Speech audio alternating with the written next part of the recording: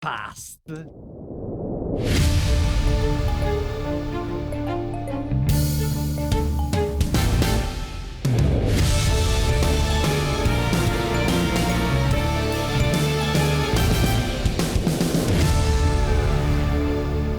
Hello and welcome to another episode of the Italian Cultural Sensitivity Hour.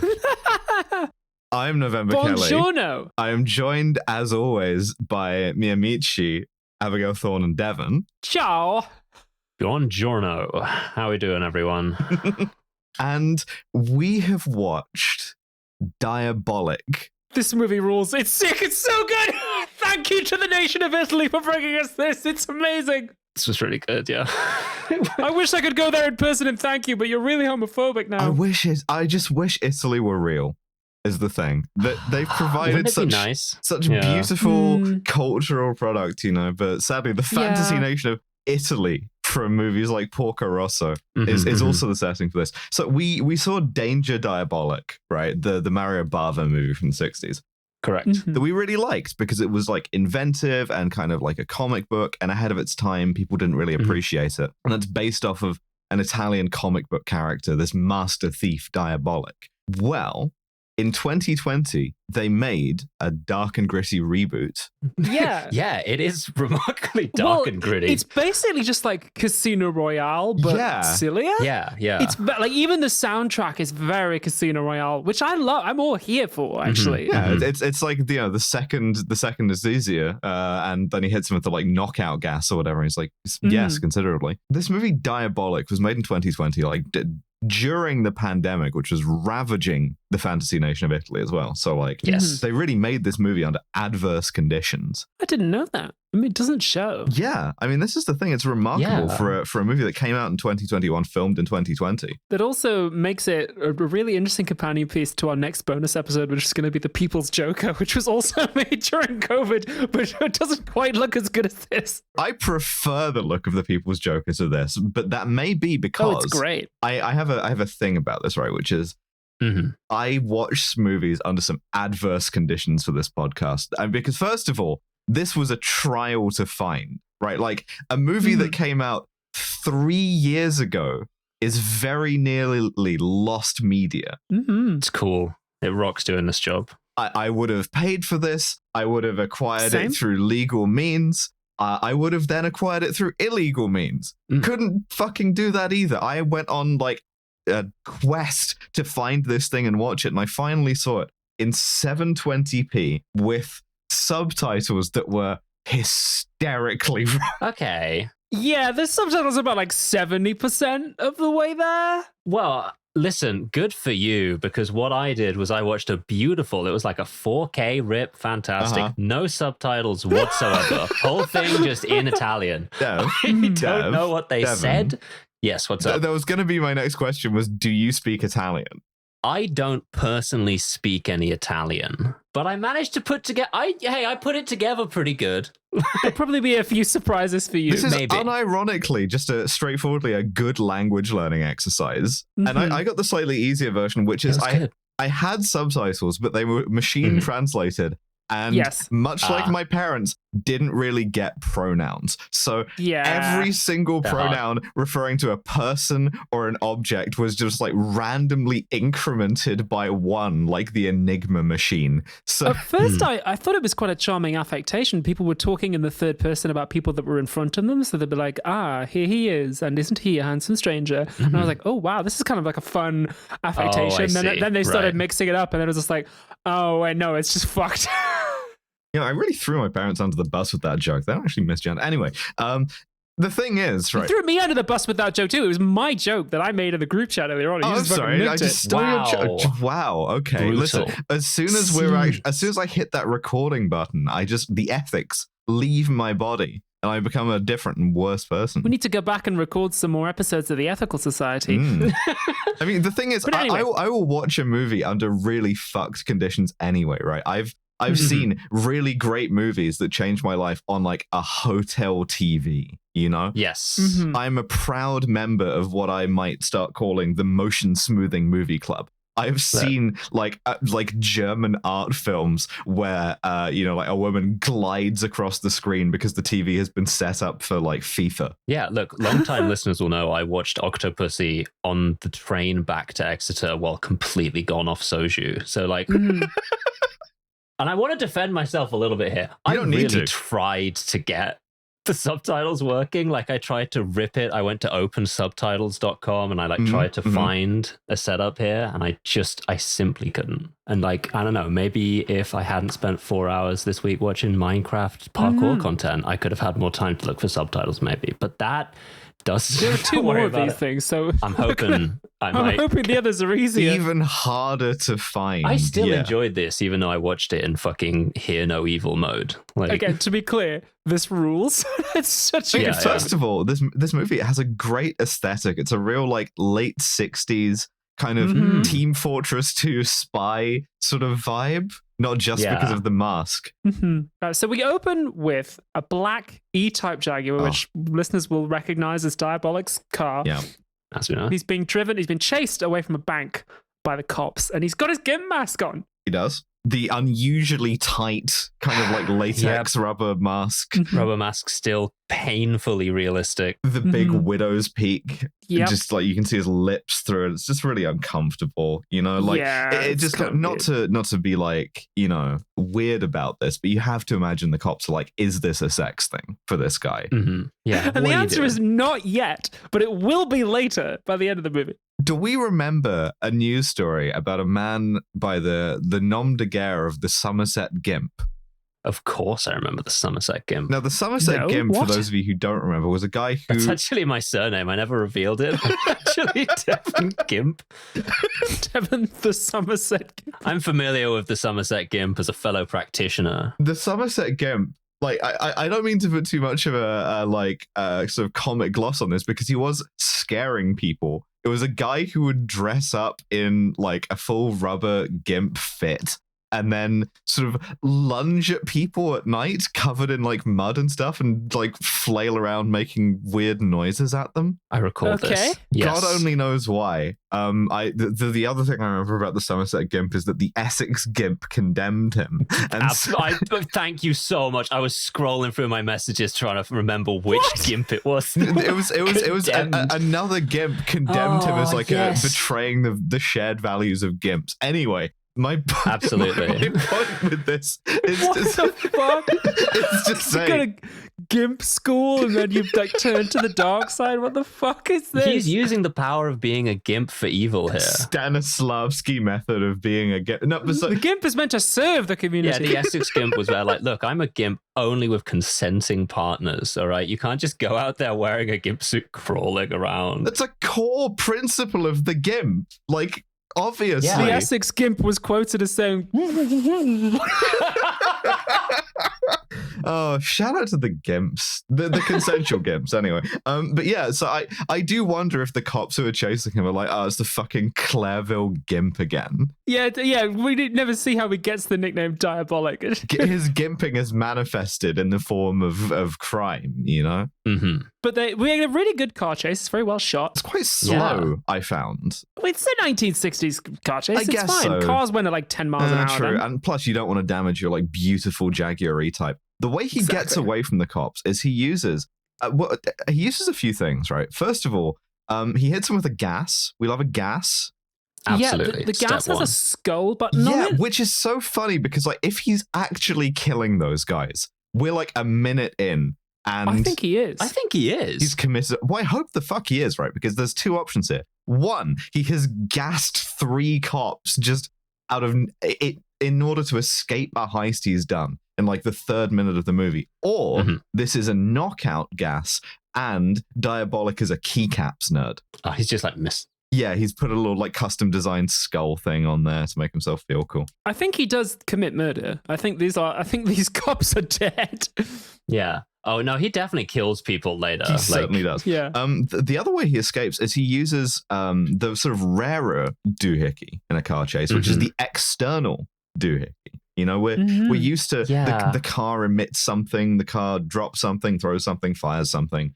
Absolutely. In this case, what he does is he hits a button and a pre-installed ramp in the street. Yeah, dog. Yeah, dog. So raises up and he ramps over the roadblock. Come on. So like da da da da. It's so good. It's so good. The fuck did you set this up, man? What is happening? Because he's just Batman. He's Italian Batman. They're setting up, but like this guy, he's got plans. Okay, he's put stuff in effect in advance to help his escapes. Yeah. And he's being chased by the cops. Absolutely. In these beautiful like Alfa Romeos. We will do the Italian job very soon, sooner than you can imagine. But one of the cops is Inspector Jinko, Diabolic Zenigata, his nemesis. Yeah, the Tom to his Jerry. Exactly. And he drives through the gas with the simple expedient of like putting his coat over his mouth. And the thing is, the music choices in this are baffling because Jinko is driving after him with his boys in his Citroen DS. And Diabolic's music is the kind of like active heist music thing, and then Jinko is in his car listening to what really sounds like Italian Snow Patrol. I liked the opening credits song. I do too, but it's so disjointed that he's got the radio on, he's listening to Pattuglia della Neve, and he's fucking like it gives it the real romantic cast actually, you know? Yeah, it's cool actually. So they follow him up through the winding hills. I can see the back of his Jag. And then the back of the Jag goes over a cliff, and they pull up on it, and they realize it's a fake back of a car. It's only got two wheels and like a couple of bits of doors. He swapped it out, and then they're just like, oh my God, he's fooled us. And we get the title. It's perfect. It's so good. Yeah, my only note is, that's some Diabolic shit right there. Let's go. We're in for it, baby. He has built a fake car ass in order to deceive his nemesis. It's fantastic. It's amazing. Really I love it. So after the titles, we realize we are in Clairville, which is a skiing town in the Alps in the 60s. And we meet Giorgio, who's a little guy with a mustache. He's like a political functionary. He's like, the junior justice minister? Yeah, he's the vice minister of justice, and he's a little creep, you know? He's like Italian Wes Streeting. Yeah, we see him kind of toadying up to like his boss and his boss's boss at this like alpine ski lodge, you know? Yes, yeah. And then I'm afraid I've been completely destroyed and will remain destroyed for the remainder of the movie. All right, here we go, folks. I was watching this with my wife, who, as you might be able to guess from context clues, is also a lesbian. And we were watching the bulk of this movie, like, biting down on our hands, like, oh my fucking God. At this point, she looks we good, meet folks. Eva Kant, who we remember is not yet, because this is an origin story, but will be at some point Diabolic's girlfriend. And she is played by Miriam Leone, who, if you can believe it, was Miss Italy. So when we say this woman is beautiful, listeners, bear in mind, we mean quantitatively. She is officially one of the most 195 beautiful women in the world. I hate this shit when men do Probably it right. Smaller, because I don't think there is a Miss Vatican City. But interesting contest. But like, to do the reply guy thing, to be like, I would crawl 18 miles over broken glass to like throw my coat over a puddle for you tonight, Queen. This is how I feel. Like, she looks incredible. So she is a very beautiful woman, but also I have made so many detailed notes about her outfits throughout this movie. The fits are incredible. Yeah, no, the fits are unbelievable. This one isn't even the best one. Honestly, it's incredible, and this is a low point because like it's this amazing like almost black navy dress. It's got a white section at the front which comes right up to the middle of your thighs, so it looks like you're just pussy out. It gives the illusion of the thighs. It's also got a bit on the waist as well. Like it's beautiful, and whoever has styled this actor has given her like really, really small little earrings too, and she's got like one serpent necklace and like a very, very high tight hairstyle that just like really accentuates her natural beauty. It's so simple, it's so Italian. Mwah, beautiful. She has so many great earrings in this movie, and that's such a small detail, but like also, you may have heard me mention on Twitter or shouting at traffic that I want surgery to get the like Italian like Roman nose, right? Like I want the reverse nose surgery to give me that, right? She has that, and it's beautiful. It's fantastic. Anyway, I've just paused it on a profile She's shot got of her an right here. incredible profile. Like, she was like what 30, 37, 36 when this was filmed? There is still time. I got 4 years to lock this shit down. Like, she's older than me. I'm like, I was about to say, how do you get your forehead to be that smooth? And the answer is you just have incredibly high, tight hairstyles. But yeah, that's probably she's got a Romford facelift, I guess, throughout the whole movie. It's like, but it's like a Clairville facelift. It's a what facelift? Clairville, the place Clairville where we are. facelift, yeah.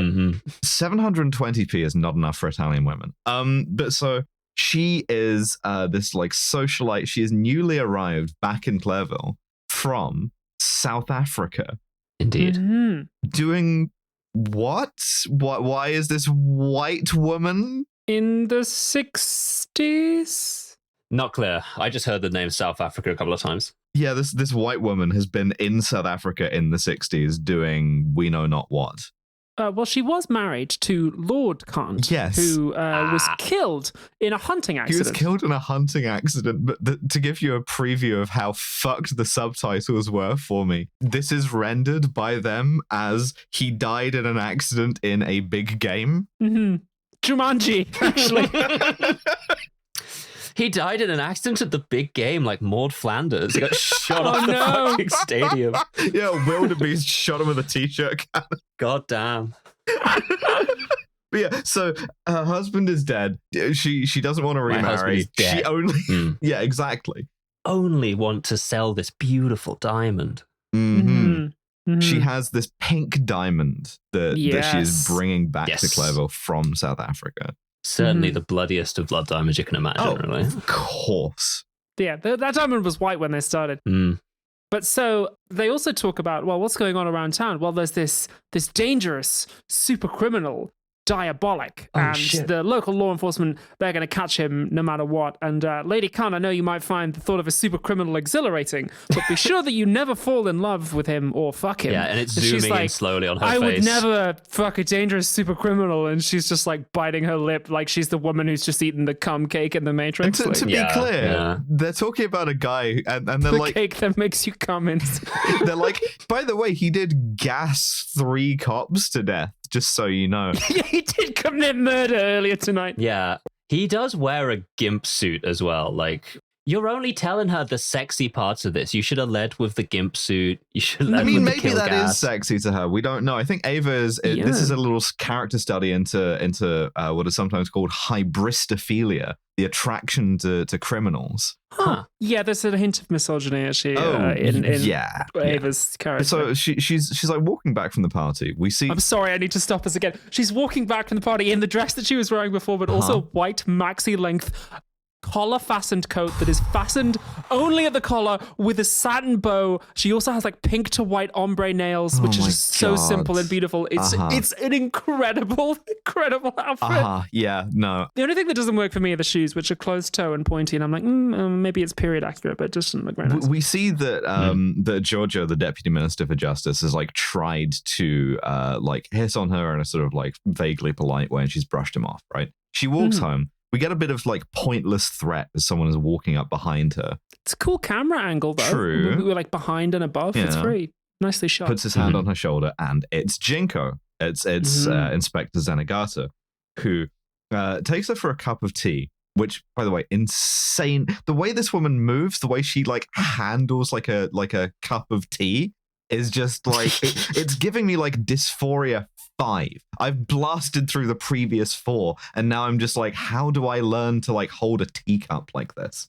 It reminds me very strongly of a time when I was dating a model, and I was walking in front of her, and I walked down some stairs, and she like stopped me in public and was just like, no, if you walk like that, like you'll be clocked. Like this is how you walk up and down stairs, like a woman, like a model, and like showed me how to do it. So toxic. I need that. I need the. It was incredibly devastating and prompted a very big argument that we had that night. But she was also correct. There's a little bit of like finishing school shit that I got from dating a model. I am willing to enroll myself in the most toxic bullshit you can possibly imagine if the price of it is I get to drink a cup of tea like this. But so Jinko is like this guy Diabolic. I think there's online classes, I'm sure. You can just watch this movie and copy it. I'm trying. Diabolic is the most dangerous and sexy criminal we have.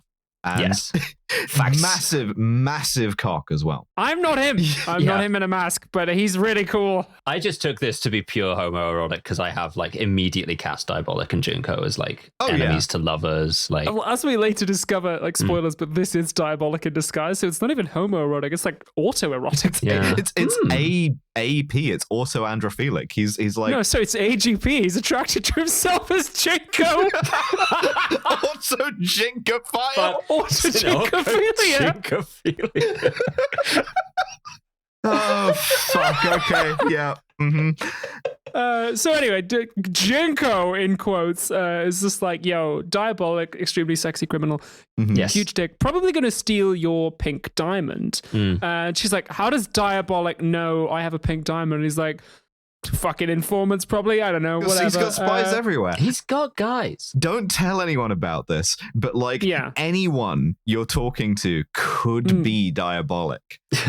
By the way, where's the diamond queen? Yeah. And she tells him, she's like, oh, there's going to be a fake one in the hotel safe and I'm going to keep the real one in my room safe. There's a lot of safes in this film. Gonna keep it in my sexy bedroom safe underneath my underwear. When you're watching a film in a language you don't understand and a word keeps coming up, you will learn the fuck out of that word. And that's how I learned that the Italian for safe is cassaforte. Yeah, like secure house. Strongbox. Cute. Strongbox, yeah. Okay. That's fun. And so she's like, so you're going to make me the bait in a trap to catch Diabolic. And he's like, I'm Diabolic. I mean, yeah, sure, whatever. What? Oh, yeah, totally. 100%. She's too clever for her own good. She's sussing out plans from the shit that he made up as a pretense. Yeah. By the way, this woman, we've described her a lot, but like at this point, the resemblance hits me, and I realize she looks like Italian Kristen Stewart, like high femme Kristen Stewart, like ultra femme and also Italian. I think she just has cheekbones. The chin and the nose are completely different than Kristen Stewart. When women have cheekbones. Anyway, so she goes to probably like, says something about me that I can like instantly conjure an image like Professor X of Kristen Stewart's face. I'm just like, no, the chin and cheekbones are double checking. No, get my fucking head examined. Anyway, she arrives at the hotel. Yeah. They're choosing who's going to be her personal waiter. Yes. Because, of course, Lady Kant will not be dining in the dining room with the fucking peasants. Of course. Obviously. She's going to be getting room service all the time. And we see that one of the waiters, a guy called Roberto, is he's kind of bragging. He's like, oh, well, obviously the manager's going to pick me because I'm hot, right? I'm the hottest waiter here. And then we see that Diabolic is listening in on this. Roberto leaves. And my favorite piece of acting in this whole movie, it's just a really quiet thing, is that Roberto is walking like he's getting a fit off. He's fully... He is a little bit, isn't he? He's strutting. He's confident. Yeah, if you go back and watch, he's walking like, holy shit, I'm getting a fit off. That other guy looks like shit. He's not either. He's wearing like this little cropped leather jacket and like a sort of V-neck sweater.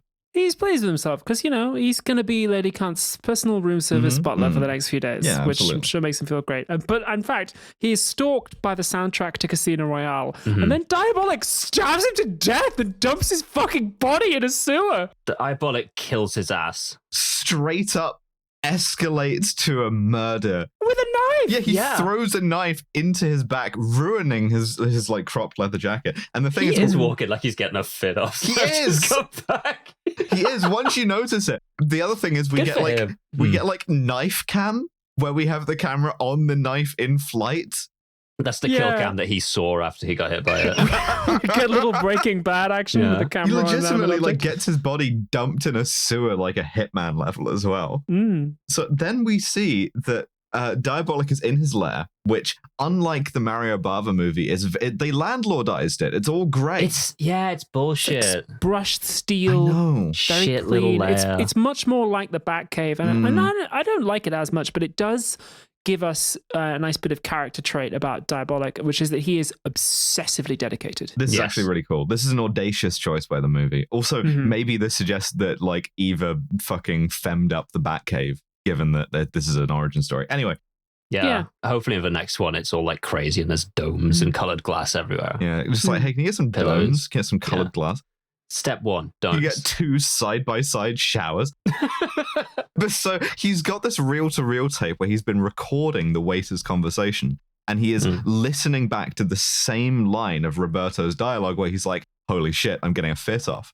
And mimicking him holy shit, I'm getting a fit off. He's doing voice training. Yeah, he does this like 20 times until he has nailed Roberto's holy shit, I'm getting a fit off line. And he's like, I have become him. Yeah. Cool. He's learning to imitate him. This is all done in one shot that very gradually pulls out from the tape recorder. It's also the first time we see Diabolic's face. It's really funny that his hairline matches the hairline of his mask. Yeah, he's got the most brutal widow's peak in the entire world. Second most brutal. I've got mine. I want to know if that was the actor or whether they like shaved him or whatever. Fucking Vegeta ass hairline. So the next day, we're at the hotel. The hotel manager is like, not yet. No? I'm afraid. Not yet. Oh, okay. We have to cut to a character who's going to be important later, but who I was briefly sort of baffled by the appearance of. There are two ladies chatting in a public square. One of them is Miss Supporting Actor, and the other is Elizabeth. And they are chatting about their husbands. And we surmise that Elizabeth's husband, Walter Dorian, is extremely rich. She's married to Bruce Wayne, you see, but he's always away. And she hates the loneliness despite all the money. And her friend is just like, but he's got so much money and he's like a successful, huge-dicked businessman. He definitely isn't a criminal. And she's like, but I wish he was at home not being a criminal instead of out doing I don't know what. Yeah, she loves him and she misses him. It's sad. Nice. Don't get attached to this character. No. All right, now we go to the hotel the next day, and we're trying to like organize everything ahead of Ava's arriving. And at which point I point at the screen and go, motherfucker, for a reason that's completely opaque to everyone but me, which is that I recognize the actor playing the hotel manager. It's an Italian character actor called Roberto Citran. I know this because of a fucking Italian TV series called Il Cacciatore that I watched. And I just include this detail to be like, Roberto Citran, cool guy, good actor. Nice. Guy I would love to see. Yeah, absolutely. If I had thought about this ahead of time, I would have plugged that into Google Translate, but I didn't. So there we go. Nice. Ragazzi, we love to see. Yes. So, but you know, Roberto's not here. Where is he? He's late for work. Oh, here he is. Quite clearly Diabolic in disguise, but played by the same actor who played Roberto because he's got the Mission Impossible mask technology. He's got the Mission Impossible mask.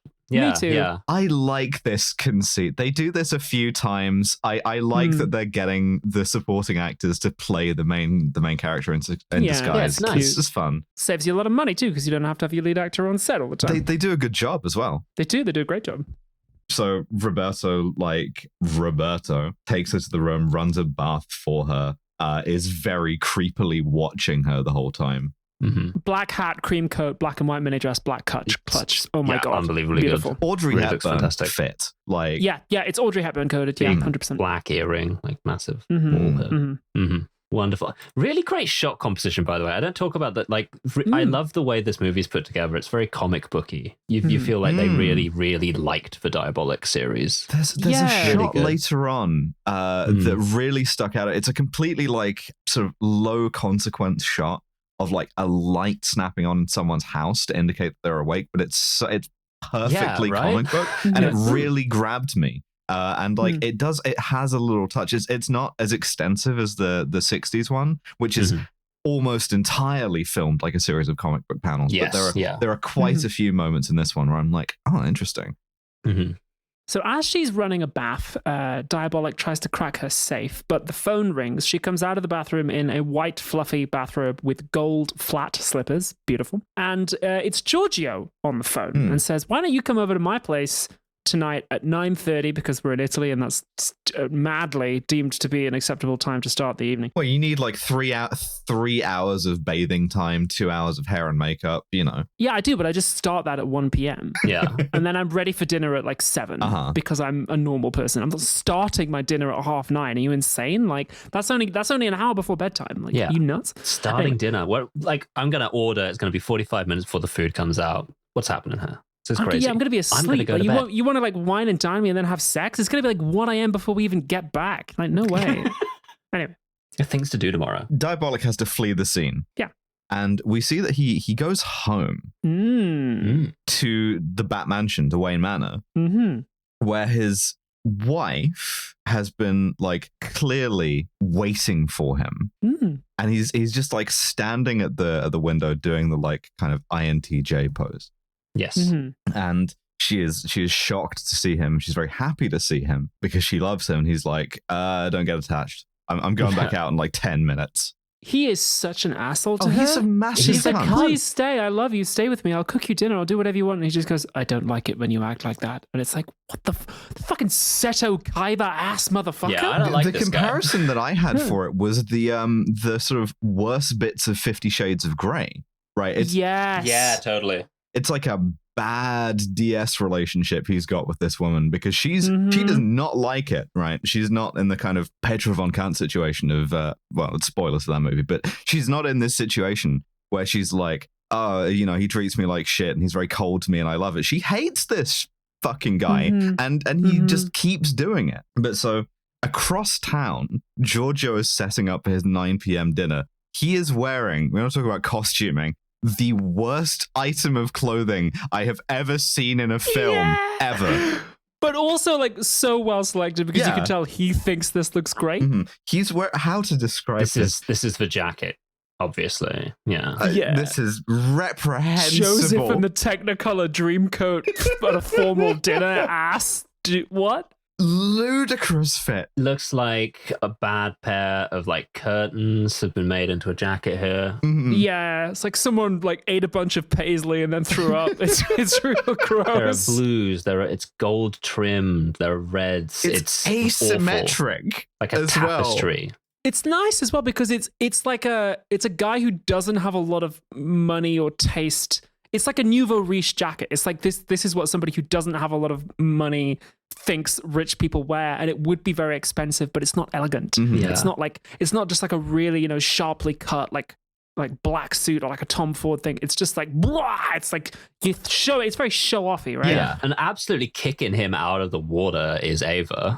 Who's in all white, and mine say, is this a dress, a blouse? I can't even tell what this thing is, dog. It's got like bits cut out of it and bows and shit. I'm just like, what are you wearing and how quickly can you take it off? This is why you have to have dinner at 9 p.m. is because you need 5 hours to get into your shapes. And also, like, how are you going to eat anything? This is Italy. You're going to be having spaghetti. Like, it's going to get everywhere all over that white outfit. The other Italian cultural sensitivity out, I got the boff button back as well. Boff. Bastard. Well, if you press it too fast, it really turns into like moans. Boff. I don't want to hear Jared Leto moan. So he's shooting his shot, right? Yeah. Also, she's not buying it. And the thing is, right, you may know this about me. When a woman is slightly irritated and annoyed, 10 trillion% hotter. I'm sorry. But even the way that she reacts to his assault is so cunty because he's like, Eva, I love you, and he like grabs her and puts his hand around her waist and like pulls in as if to kiss. He doesn't kiss her, and she just goes, Giorgio, please. She rolls her eyes at him. She does. Oh my god. And he backs off, and it's like, oh my god, like withering. And she says, it's been a nice evening so far. Don't ruin it. It's like, oh, dude, it's over for you, man. By the way, every time he meets her, he does the like kissing her hand thing, but he does it too much. It's a kind of a Craig finger suck situation. He's not letting go of it. So I see this guy and all I think is, put on a proper suit. David Cameron, don't laugh. I was looking for drops. It's one of the only things I have. It's fucking Cameron. So she leaves, albeit under this kind of like having had this menacing experience where he has been like pathetic, but also like, I love you, marry me. You know, I'll give you this incredible life together.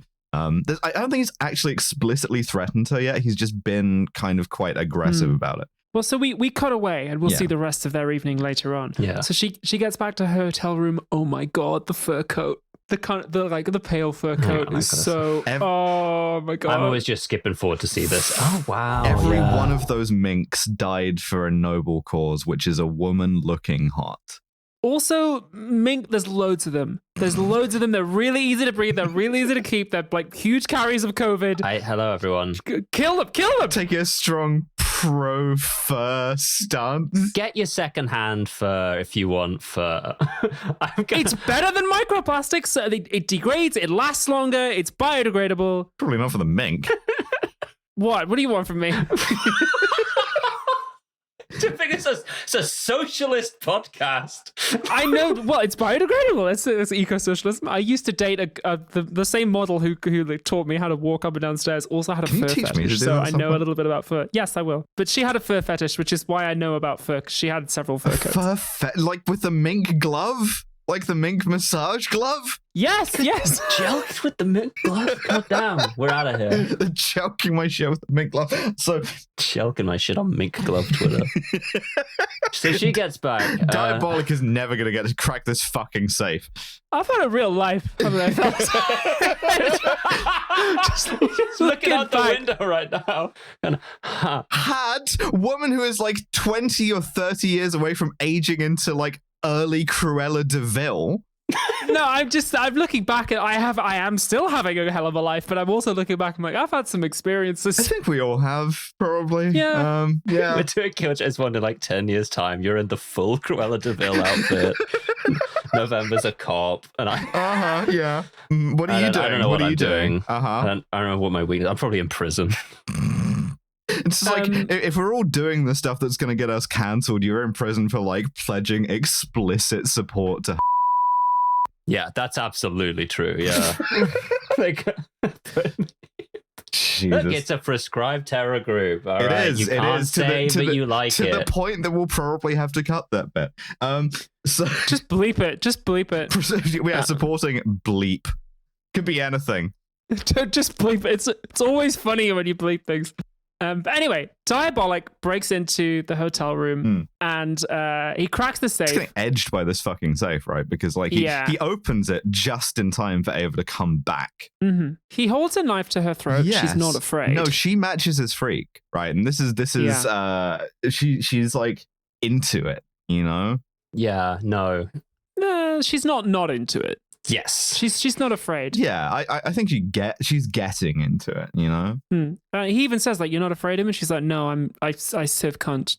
Mm-hmm. And then she says, "You're wasting your time. The diamond is fake. The real one was sold because when I was still married to Lord Cunt, when he was alive, before he died at the big game with a big foam finger." Now, who do I have to usurp to get that title? Choking on a hot dog at the big game, hit by a packet of peanuts from a peanut seller at the big game. I was blackmailed because some blackmailers, some South African gangsters came to me and they threatened to reveal some things about my past to my husband, and so I had to sell the real diamond. She says, "See for yourself, take it, examine it. If it's real, then come back and kill me. If it's fake, then please bring it back." Dread Pirate Robert's ass. Mm-hmm. Yeah. He does, right. She also... She says, "Bring it back because I want to wear it and be the most admired, the most beautiful." And he says, "You don't need a diamond for that." And then they almost kiss, but he vanishes. He edges her. It's not cringe. That's so good. No, but the disappearing is good. Like, I don't know. I think if a woman this beautiful tried to kiss me, I would also do what he does, which is run away instantly and disappear because I panic.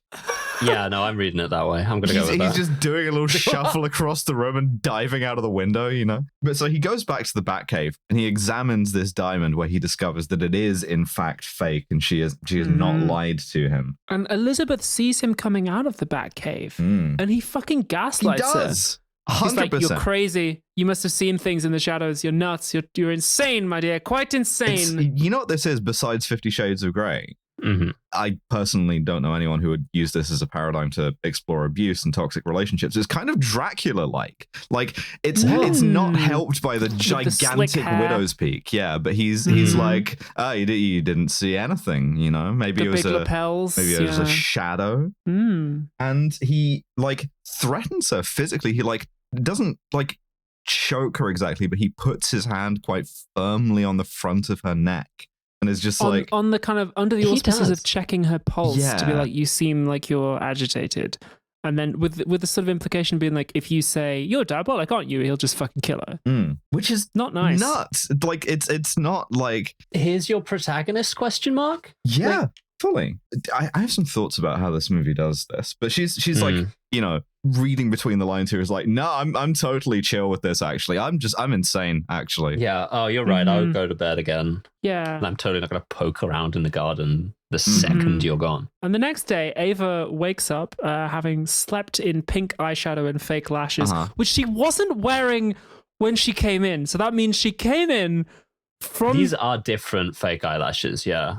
Oh, those are her sleeping eyelashes. From dinner, took her makeup off, put different makeup on, and went to sleep in it. Insane. She's going through like pints of micellar water a day. She set her alarm early so that she could wake up, get a full face of makeup, and then pretend to wake back up again for like whoever's coming into the room at that time.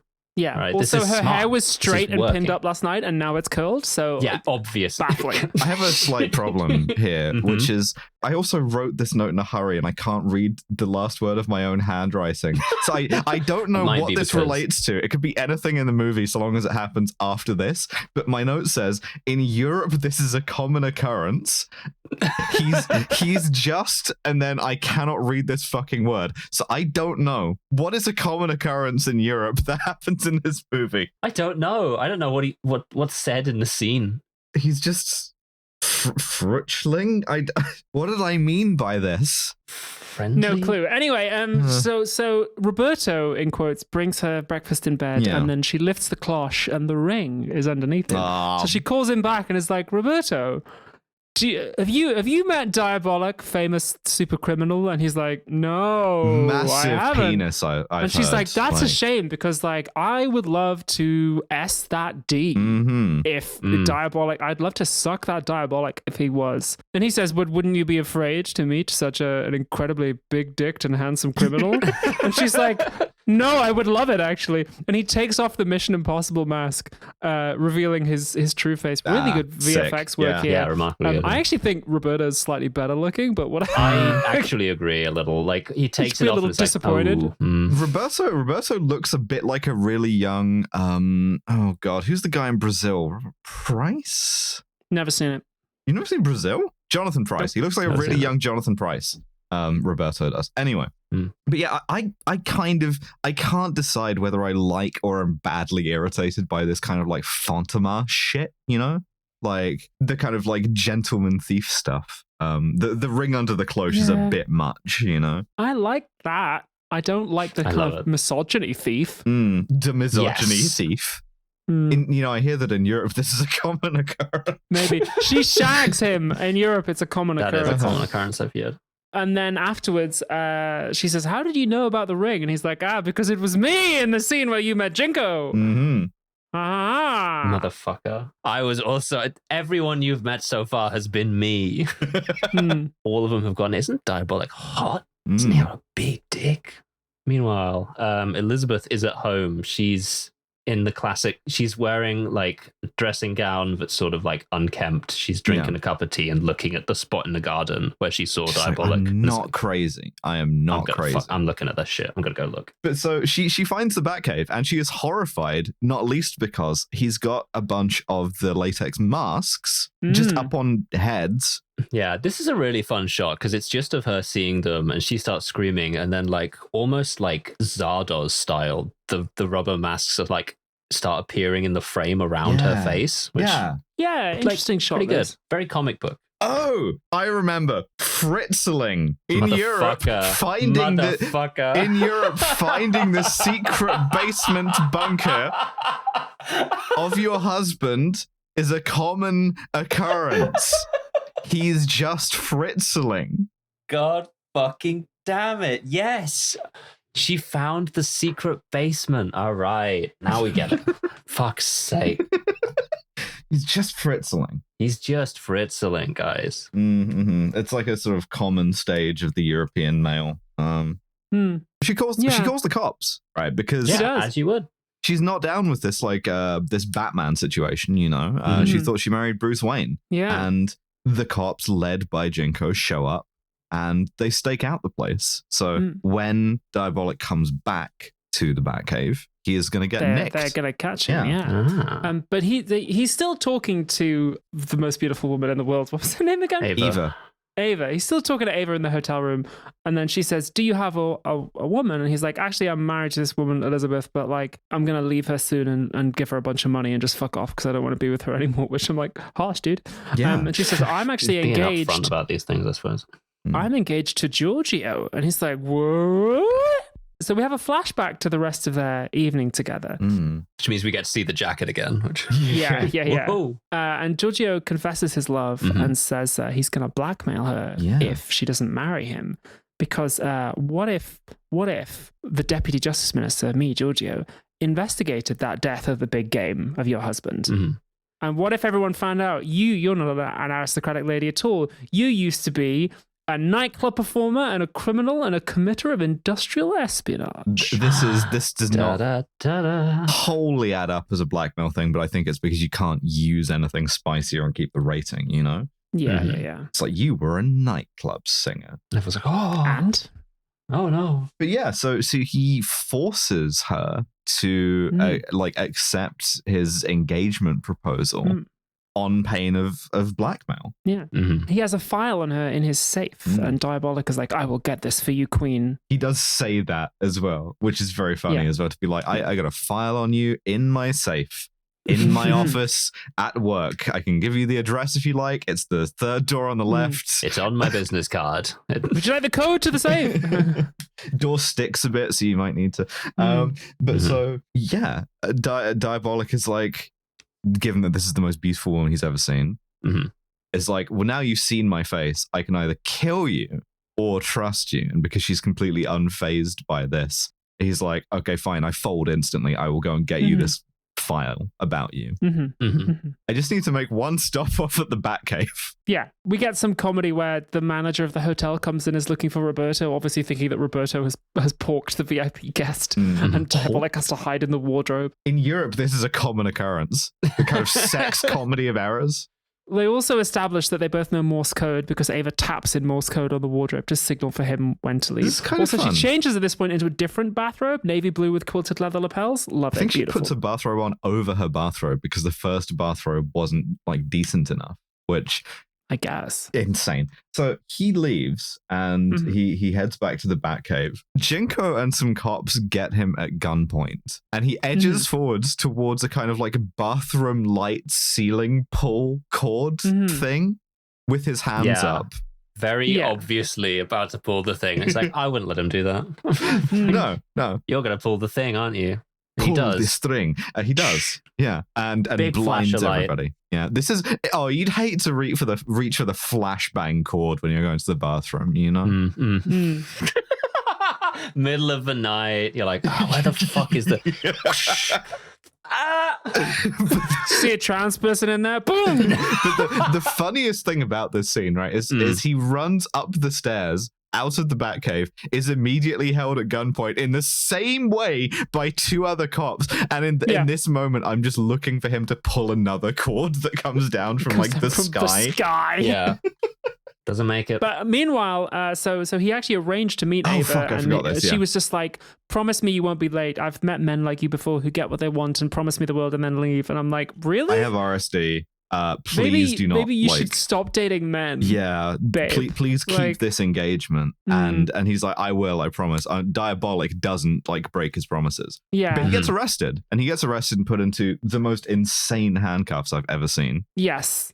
Yeah, real manacle type shit. What's happening? Yeah, they manacle my boy. And we see that Ava is in this cafe waiting, and anytime anyone comes up to her, including the waiter, she's like, "Yo, is that Diabolic under there?" And it's not. And she's wearing a Bulgari watch, which we are shown many times. The Bulgari Serpenti, yes. Bulgari Serpenti, beautiful. I paused the movie in order to show this to my wife, to be it's gorgeous. Yo, check these out. With a black coat, she's got big pearl earrings, a black jacket, white gloves, and she has a fox fur shawl, which is just like a dead fox. Yeah. It's one of those old-fashioned ones where it's just a fucking dead animal, which I don't think looks quite as good. It can work in some circumstances. It doesn't. The Bulgari Serpenti, if those circumstances being the 1960s in Italy. I mean, I need to make that much money is the thing. So we see from this beautiful watch that she waits for him for 2 hours. Yeah. Wow. Down horrendous. Down cataclysmic. 2 hours is so long. Not in Italy. I guess so. The movie doesn't really have the courage of its convictions to do the whole, like, you know, convention here. She overhears some people being like, yo, Diabolic got arrested. Did you hear about this? It's crazy. Yeah. To be fair, you would be saying loudly, right, if it happened. Also, like, her conclusion from this is, oh my God, I've got to help him because I really like him, and not, oh my God, I guess he's actually shit at being a thief. I should have gotten someone else. Yeah. Yeah, he hasn't done the, Pussy. one job that you wanted him to do. Hasn't even tried it yet. And she's like, hang on a minute, I've got infinite money. Why don't I just bribe Giorgio? What am I doing? Succumbing to blackmail? What if I just give him a lot of money? So he goes to trial, and she's in the stands, like she's in the gallery watching him. Gold earrings, white hat, gilded cream jacket of a matching gilded cream top with gold bracelet. Oh my God! The public gallery is shouting they're shouting thief and murderer at him, and when they shout murderer, I remember. Right. Yeah, I remember. Assassino! I'm just like, oh yeah, he did kill all those people, didn't he? Like what, 4, 5 people now? He just killed that random ass concierge, man. He took him out like I'm sorry. He laser targeted the hottest man in a business and killed him and dumped him into a sewer. He was getting a fit off. He killed him. And she knows this too. She knows he's like a multiple murderer, and she's still like fucking Niagara down there for this guy. Like, you got to get your fucking head examined, babes. But anyway, Diabolic has refused a lawyer. Yep. He's refused to say anything. He has gone Vargas mode. He does not eat. He's gone non-verbal. Yeah. He's Diabolic is an autistic king. I would be pretty stressed out if I got arrested. I might go non-verbal too, let's be honest.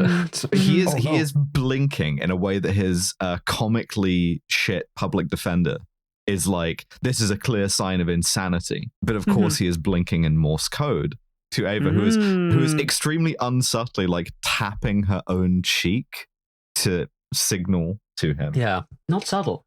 He's fucking encoding a long message here as well. This also relies on the premise that no one in that courtroom is looking at her, and we notice this. And it's like, no, I'm sorry, everyone in this courtroom is looking at her. Have you seen this woman? Someone later says of her, of this character, she is not a woman that goes unnoticed. Yeah, which is a really good phrase, actually. I'm also not a woman who goes unnoticed, but for bad reasons. Brackets derogatory. Yeah, exactly. But so essentially he is signaling to her like, hey, here are the locations of all of my secret hideouts. I need you to go and get like X, Y, and Z from me. But she doesn't go straight there. No. First, she presumably must go back to the hotel in order to change into a red dress with white gloves and a tartan driving cape. The white gloves make it look a bit Minnie Mouse. You've got to be driving. True. Yes, that's true. Yeah, she's a mini driver. Awful. The first Batcave that he sends her to just contains another Jaguar, which is just like a nice present. But then she goes to yet another Batcave where there's a big pile of cash and a secret lab of colored vials, and there's a plan being put in place. Yeah. But he's found guilty and sentenced to be fucking guillotined.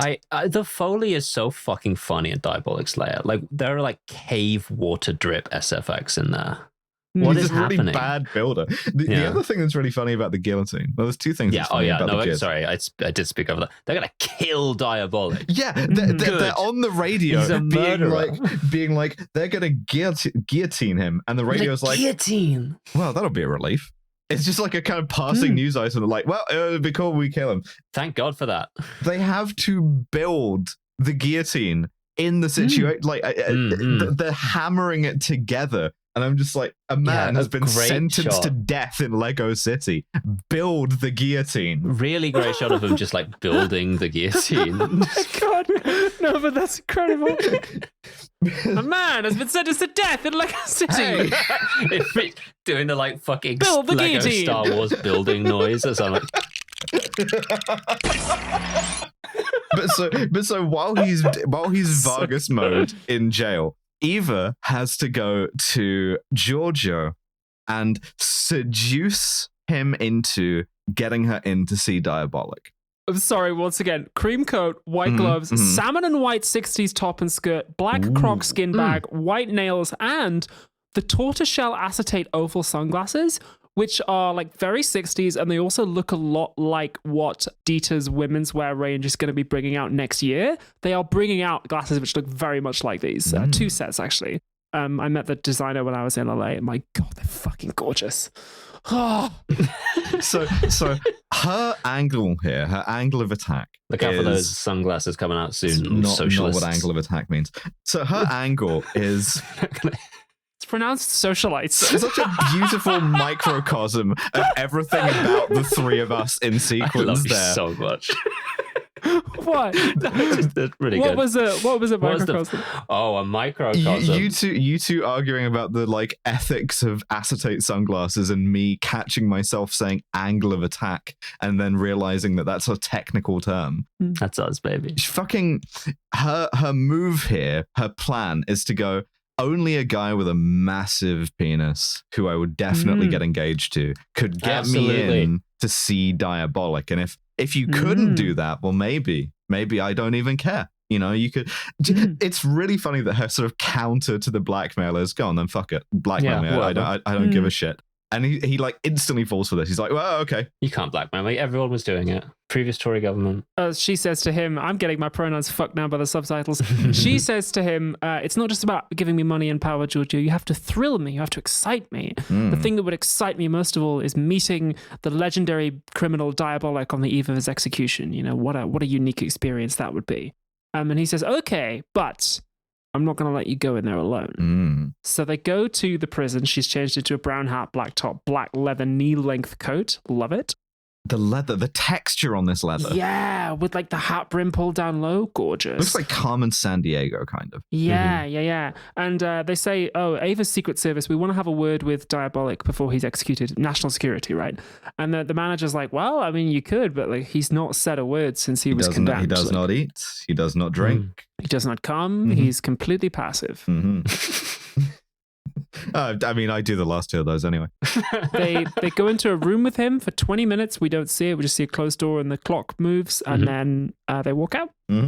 Simple as. They take Diabolic to the guillotine. They've just finished building. It's one of those clocks that's sort of like, it's not like a clock that moves around. It's for like the numbers like flap down. And they just flap down real fast, which I found to be very satisfying for reasons I can't really put into words. I love a flappy clock, So they take him out to the newly built guillotine.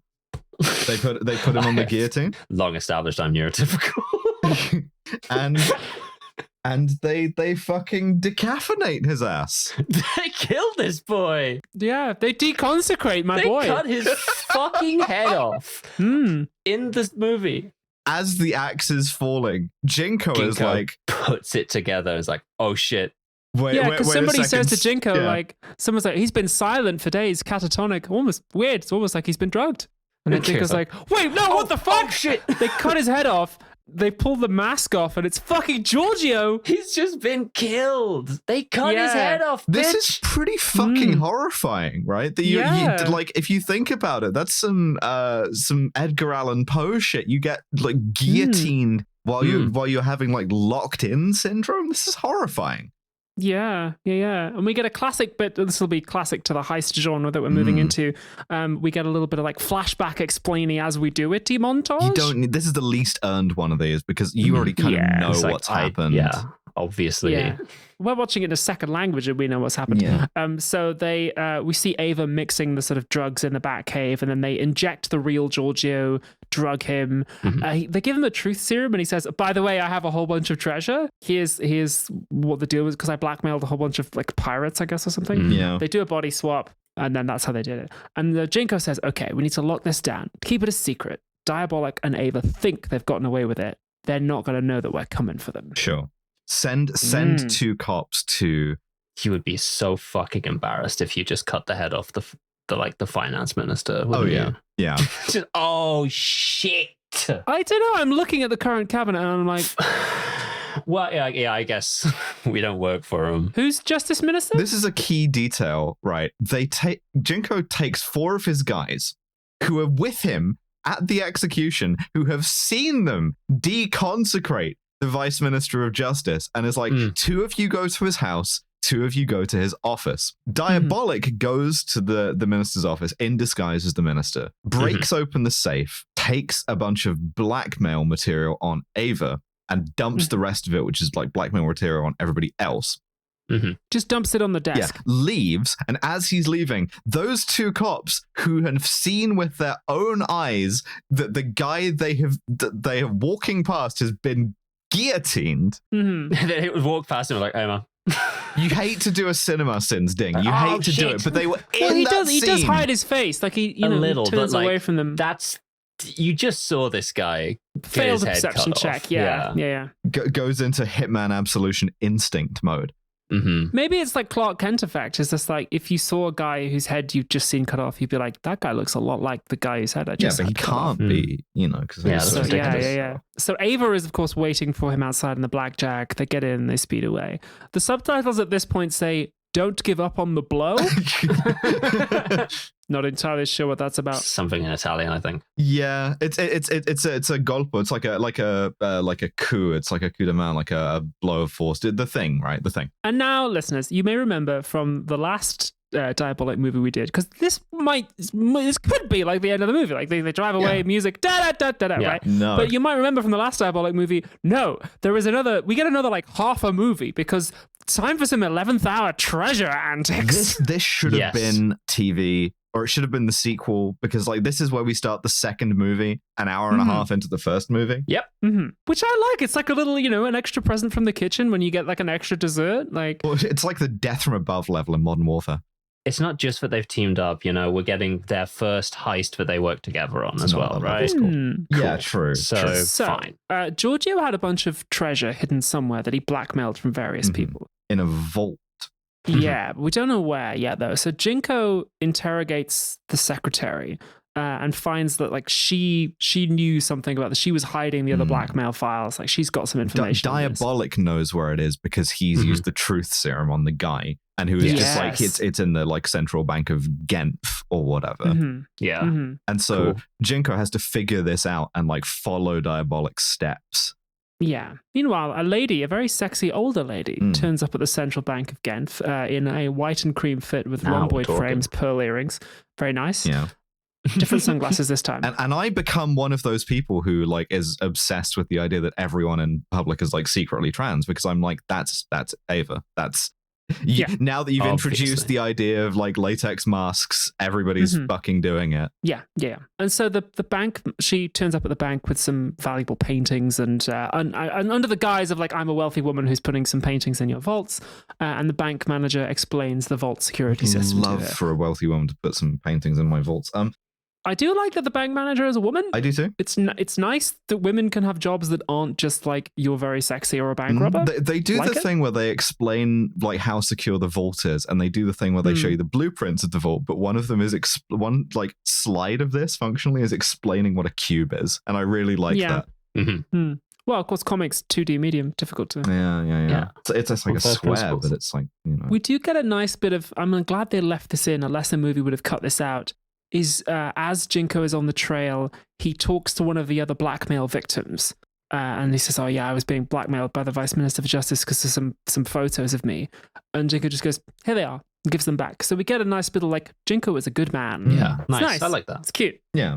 And he figures it out, and he has to like run down to Genf with his boys because he can't call ahead and like tip them off. And so Diabolic is going to break into this vault. And his plan is just to leave Eva behind. Yeah. And she's like, well, what the fuck is this? Like, because it's 2021, even in Italy, feminism has been invented. And so... It's 2021, 1961. Yeah, so she gets to be like, what? And I'm just going to like do nothing, like cook your meals for you or whatever. She brings him tea while he's preparing his evil schemes, which I think is quite sweet. That is kind of cool, yeah. And he's like, no, it's fine. My evil plan is... it's pretty simple, actually. He's going to like do surgery on a wall. He's going to like... The painting containers have a laser in them that's going to laser out the front of the wall. He's going to drill through the wall. He's going to flood the entire vault, standing in it for like 2.5 hours, waiting for it to flood. And then he's just going to swim in. Short circuit the alarms and scuba my way inside. It's like, great, cool, Hell whatever, yeah, brilliant, sick. love it. You saw me use scuba as a verb. So yeah, and he does. It's really funny him just standing there for 2.5 hours while Jinko is outside with the firefighters and the security guards just being like... He's just like playing games on his phone. It's got Balatro on mobile now. He's doing Wordle. Sick. Yeah. Yeah. He's doing Absurdle, the adversarial Wordle. You gotta stop deep playing for your New York Times crossword. Yes, you do. You gotta stop. You gotta try some other like non-New York Times dolls. They call them the dolls, but they're anything but. So he scubas into the I do also want to talk about the firefighters in this, right? Because these firefighters are an incredible bunch of lads. A bunch of very burly mustachioed men all wearing like ankle-length leather trench coats. Mm-hmm. And their boss firefighter, has an even longer mustache and is wearing a bunch of like medal ribbons on his leather trench coat, and I'm just like, this is an aesthetic you guys have got here. You got those in the fire wars. Yeah, I guess so. I mean, 60s Italy ? You got them in the something wars.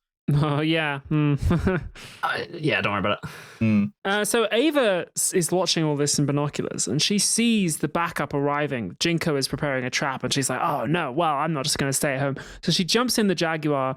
She encounters a roadblock where she gets recognized, and then she like kills 4 cops. Yes, she does. Yep. Just kills 4 without remorse. Right. With some kind of like throwing knife dart thing, just kills 4 men. So from 0 kills to 4. Mm-hmm. I don't know. She's an aristocratic lady. She's probably killed before. Her husband, it's kind of implied. Like, I guess. Yeah. Not seen a high U score before. Yeah. Very true. Hardest ones to get. Yeah, for sure. And just as Diabolic's about to get away, Jinko shoots him in the shoulder and makes him remove his mask. Diabolic has killed 3 cops on the way out unprovoked. He has done the knife cam thing again into like the backs of 3 cops and the front of a 3rd one. So when Jinko shoots him, it's a little like, you shot me. It's like, yeah, also you did kill 3 people like just now. He shoots him non-fatally, and they debate the law. Jinko's just like, I will guard civilization. They do that same thing that they did at the end of that Jackie Chan movie, where they just are like, no, crime is not the way. Civilization requires law and order. And he's like, I can't. My dick's too big. I'm too cool. I live outside the law. Diabolic and his massive dick back up a bit, causing Jinko to step forward. And Eva, who is climbing up the ladder of the dock to take a long swing with an oar of all things. And I lied when I said I didn't have drops from this. I have 1 drop from this because it's too funny not to. That's it. She just hits him really hard in the legs, and he just falls down like he's been shot. And Diabolic banks on the fact that Jinko won't shoot him dead. And Jinko's like, yeah, you're right, I won't, because I follow the rules and I obey the law. I'm not going to kill you in cold blood. Even though you have done that like 7 or 8 times. And then Diabolic gets the gun, and it looks like he's going to execute Jinko, but he doesn't. He lets him go. Eva doesn't say shit, by the way. She doesn't try and stop him or anything. She's fine with it. Like, she's ride or die. She's like, please kill him. She's like, I'm so close. Please kill him. Yeah, no. Ava's a real true believer. That's the thing. Yeah. Diabolic's got a little remote. But he doesn't. And this is a case of the kind of like corollary to Zenigasification, right? Lupinification, which is absolutely you find that you are the nemesis and you can't bring yourself to really like, because if you just kill him, that's not satisfying. That's not a nemesis situation. This is another guy you killed. Yeah, exactly. This guy's widow's peak is like too pointy to kill him. So they sail away on a yacht. Eva at this point is wearing just a white bikini, which is very similar to a real bikini I have actually, and the oval acetate frames. And then Diabolic says, "I got something for you. I found it in the vault from that guy I decapitated." One of the many people you and I have murdered in the 3 days we've known each other. Natural born killers in this bitch. It's terrible. Yeah. I had this, and it's the real pink diamond ring. And she throws it overboard. I thought this is sweet. Like, I don't need it. It symbolizes my past. And what symbolizes my future is you. Aww. Multiple murderer. And we get with the fucked hair. The ending text that is always funny in Italian, where it says the end, but it says it in Italian, which reads in English as fine. Yeah. The movie's over and you're like, all right. Thanks for coming. I quite liked this film. I really liked it. I've enjoyed it. It has a stab at the idea that Diabolic is not a good person. And it has a stab at the idea of like feminism as well. Right. And not hugely successfully. like the daylight between Diabolic and Giorgio is that Giorgio is a blackmailer, whereas Diabolic is the far more preferable murderer and merely gaslights his own wife who he doesn't love. Who, by the way, disappears from the film. Oh, yeah, she's done. Don't know what happens there. She's out of here. He just disappears from her. Hopefully she's doing all right. Jinko has her sedated when he gets there. It's like literally the first thing he says when he's out of the car is like, sedate that woman. And it's like 1960s. Oh, Jesus. Put her somewhere. Yeah. It reminded me tonally quite a lot of the modern Man from U.N.C.L.E. film. Interesting. And it's like sexy spy, like period shit's happening. Yeah, I guess so. And I think like the Man from U.N.C.L.E., it does kind of like, it's a bit hamstrung by the conventions of the like thing that it's from, you know? Italian Guy Ritchie, Ragazzo Ritchie. Ragazzo Ricco. Yeah, no, I enjoyed this film. Would have enjoyed a lot more in a higher resolution with better subtitles, but you know, it's No, as I said, great movie. I wish I knew what anyone said. I think unlike The Man from U.N.C.L.E. and even unlike James Bond, this film understands, like, yes, this is a very male-driven story, and yes, it's kind of like boysy, but the way that you make it, the way that you make it for women and for girls and for woms and femoids is you give your leading lady a series of astonishing fits. Yes. You just put so much thought and effort into her fits that I'm like, okay, there's something here for me. Like, I'm still enjoying it. In some ways, like, you might suggest that was internalized misogyny or just regular misogyny from the movie, but it's way preferable to something that The Man from U.N.C.L.E. does, which is like, she's a girl boss. This movie also does that, but it doesn't put the like lampshade on it. It doesn't be like it's, you know, I mean, maybe it's different because you're watching it in another language and like, you know, but it doesn't seem to like put the emphasis on like, and Ava's like kicking ass. It's just something that she does. Yeah, it's nice. And also, like, her fits, it's female gaze. It's female gaze shit. Yeah, it's not like, true. Oh, the outfits are really sexy. It's like, or whatever. No, it's not actually at all. A lot of them aren't. It's just that real fucking nice. Yeah. As someone who you couldn't hear anything that was said throughout the entire movie, basically, I've been thinking largely about like shot composition and like the way the cameras moves, and also as a result of the completely legal website that I'm using at this present moment to just scrub through the movie right now, it does this thing where when you pause it, it goes black and white. And I've just been scrubbing through, and this movie looks beautiful in black and white. It works perfectly. I'm not even joking. Do a re-release. Like, genuinely. The color grading is not bad at all, but like it really benefits from black and white, I think. It absolutely pops off her. Yeah. No, this was I enjoyed this one, and I love this movie. They made 2 sequels. Yeah, which we'll also see. If we can find them, maybe we can hire fucking whatever the next 2 are called. Surely they will have come out like just now. Yeah. Like, we've got to be able to find them.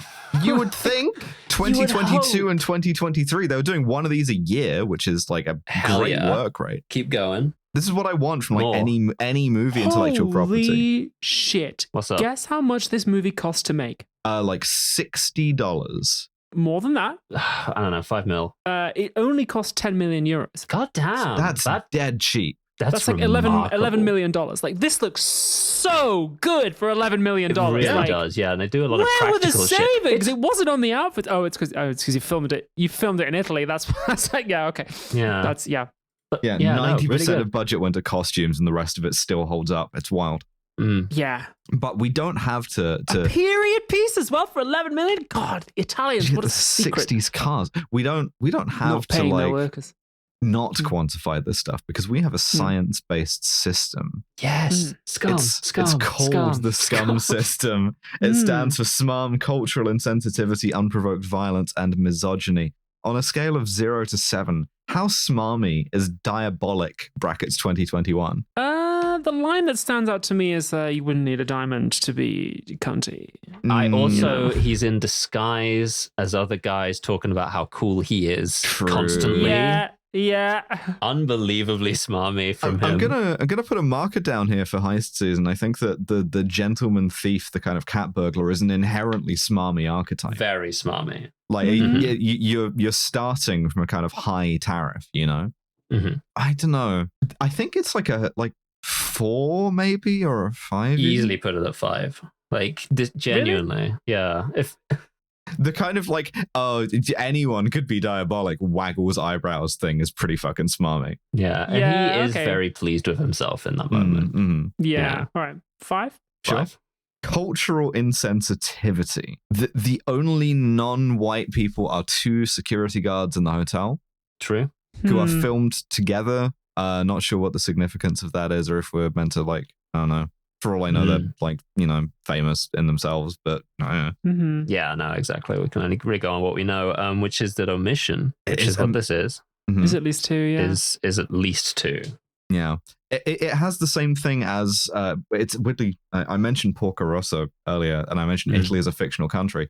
That's not just me pulling something out of my ass. That's something that's been written about like a lot of Japanese art, right? It's like taking Europe as this kind of like fantasy, like continent where nothing bad really happens, and, you know, it has this kind of beautiful, like context to it. Occidentalism? Kind of, yeah. Yeah. Okay. Wakon Yosei, Western learning. It's a Japanese spirit Western learning, a tendency since the Meiji period for Japanese artists to paint Europe as spectacular while simultaneously maintaining the distance necessary to preserve a distinct sense of Japanese identity. Well, this by accident. Like Howl's Moving Castle? Yeah, exactly. Arrives in a similar place, albeit coming from Italy, of being like, this is set in comic book land. It's not set in Italy. It's set in Clairville, which is nowhere. It's kind of Switzerland, kind of Italy.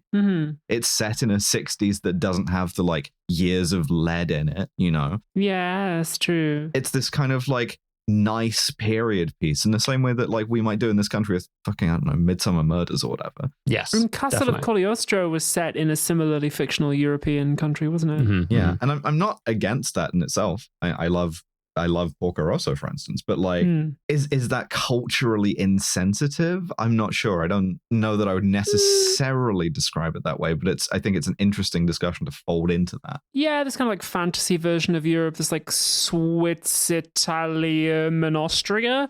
Do you want to bump it up by 1 for that? We could give it a 3. Yeah, I'll go 3. Comfortably 3. Unprovoked violence is where it's going to do very badly. It's going to be pretty fucking high from both of our leads. Yeah, no, because he's just killing guys. Like, yeah. I would have liked it more if they'd used the man from U.N.C.L.E. gases. Yeah, both of them murder. I mean, both of them murder cops, right? Which at least you can say, like, cops are volunteering to get killed first. But like, Diabolic kills like a guy for getting a fit off. He like, that is a murder. Like, it's very much established for Diabolic. He has a bunch of faces in his basement that he doesn't use in this, and it's like pretty clear that those are all just other guys that he's killed. Something else I like is that in like, the kind of establishing bit where he's recording him, this is an opportunity to make the guy really unlikable, so that you go, oh, Diabolic's killed that guy, but, you know, we don't feel that bad about it. You could,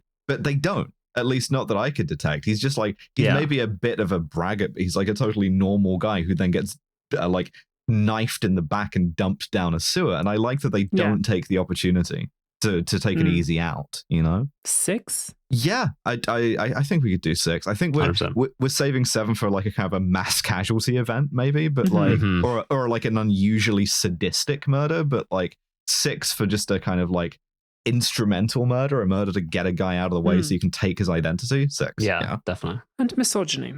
This is a difficult one, right? Because we kind of engage with the concept of misogyny when Eva is like, I don't want to just do nothing. And indeed, she has to save him. Diabolic doesn't really appear to learn a lesson from this or anything. It's very true. And it's just kind of assumed. We do see that Diabolic's like heteronormative cover lifestyle is deeply toxic and like sadomasochistic. Yeah.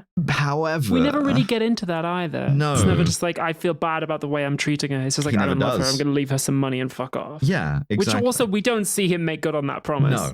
No. If I was Ava, I'd be like, I think you should treat your wife well. Like, yeah, just be nice. Like, it's really interesting because there are a few things where they make Diabolic an anti-hero, right? But they don't really engage with anything downstream of that. We see him like gaslight his wife and then kind of not much else. And he's still the anti-hero. He still gets away with it. And we're still kind of meant to root for him. Because I guess the gentleman thief is supposed to be daring, right? That's the fantasy. It's like somebody who dares. And it's just like, there are some things that it would be like exciting and thrilling to dare to do, to like tweak the nose of authority or redistribute wealth or, you know, take a very luxurious lifestyle. And there are some things that you should not dare to do, such as like threaten women. Yeah. I mean, even within that, there are different like shades of that. Like their kind of knife point seduction thing is a lot more comfortable than the way he treats his wife, for instance. Yes. Not least because it gives her agency as well. And I think the fact that the movie contains both leaves me not quite sure where to put it. I don't really know what to make it's of it. It's a bit of a clash from scene to scene, actually. Yeah. 4 or maybe more. It could have been worse. Also, I think the fact that the bank manager is a lady, it's just like, here's just a normal woman doing a job. Yeah, certainly. Yeah. She's not sexualized, she's not objectified, she's just a professional doing a job. And I'm like, okay. The like minister's secretary has kind of her own agency and stuff. And has her own like interiority. Yes. I think the fact that it doesn't explicitly judge Diabolic for any of the like horrible stuff that he does and just leaves you to sit with it it's a weakness in the movie in some ways, but I think it does kind of compensate. Right? I think 4 makes sense. Yeah, cool. In that case, that gives it a total score of 18. That's not bad. Yeah, it's pretty good. I'm trying to compare it now to the 2015 Man from U.N.C.L.E., which I said it reminded me of, got a 20. So this is it's a better movie objectively then. Yeah, it is. It's also like less than a lot of Eurospies that we've done. Oh, certainly. They filed off a lot of the more toxic stuff. How does it compare to the 60s one, Danger Diabolik? Do you have that in front of you? Yes, I do. Give me 1 second here. That got exactly the same, 18. It's a perfect remake then. Yep. Shot for shot. It's absolutely identical in ethics. That also was more misogynistic and had more unprovoked violence. Huh. Well, I mean, we take those. You know? Yeah, absolutely. Bam. That was Diabolic. We got 2 more of these if we can find them. And this is going to be the bridge into robbery season, which is going to start after that directly. In the meantime, we have a Patreon. You can subscribe to it. And if you do, the next bonus episode is going to be my pick. Hell yes. A little film by the name of The People's Joker. We've been fucking nailing it with the bonuses recently, folks. Yeah. I not to put my finger on the scale here, but, you know, even just pay for 1 month and listen to the backlog, man. There's some good stuff in there. Yeah, I'm excited for this one because it's like one of my favorite movies that I've seen recently, maybe one of my favorite movies, and I think it's also one that I'm probably going to get into like oversharing about. So if you wanna get some lore, you know, check out that episode. But in the meantime, it only remains for me to say thank you so much for listening. We will see you next time. Bye, everyone. Bye.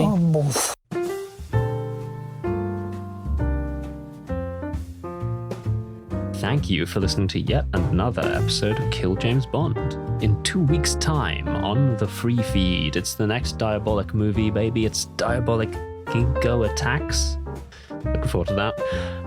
But if that is simply too long for you to wait, you heard them talk about the Patreon. You know what's up next. Far be it from me to tell you for a second time, but it is within my remit to thank our beautiful patrons, and especially our £15 and above patrons, who are Charlotte with a D, Gilded Dragon, Lo Bjornsdotter, Candy Fox, Freya Aloysius, Gustavo Lira, Jack Holmes, Nick Boris, Jordan Gammy, Mike Berg, Hannah Oberhart, Naota Mori, George Rohak, Kentucky Fried Commie, Drone Lover, Yarrick, Melody Morrow Gonzalez, Live Free or Cry, Labor Delenda Est, J. Martindale, Trip, Top O, Library Hitman, Max Gemainhard, Jack Drummond, Beef Crime, Kit Devine, Mia, Lyndon Rose, Staz, Science Daddy, Mae Victoria Roth, Anne Hedonio, Rosie Can't Fail, Nepotize Me, Mummy, Jacques Louvière, Misbehaven, Claire, Jonathan Owen, Annie Ruby is a bit much, sorry, Forrest L. Novell, The Project, ignore all previous instructions and sing The Song That Doesn't End. Wow.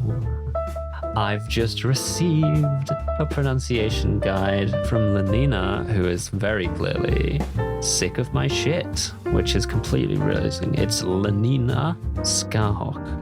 Sorry, folks. Lady Houndstooth, Transcommissar Sorsha, some sort of silly Canadian creature, Whitney, Wolverine, Goblin, Queen, Loretta, Mezurf, A vixen, most foul. Cayenne belladonna is Evie, just the worst. I'm not reading this name. Ash, not in Florida. Oopable blips, sure. Joyous uwu, driving test failed for disrespectful.